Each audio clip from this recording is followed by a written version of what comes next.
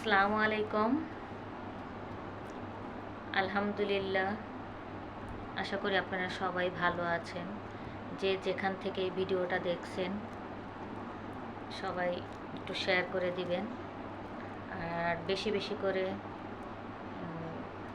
Like comment করবেন। আর সবচাইতে আমাদের বড় একটা হৃদয় বেদনা, কষ্টকর যে আমাদের দেশে বন্যায় ভারত থেকে পানি আসার পরে ভয়াবহ অবস্থা।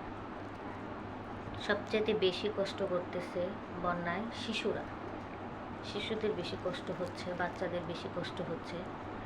তো আপনারা যার যেখান থেকে যে যেতটুকু পারেন, যে যেইভাবে পারেন,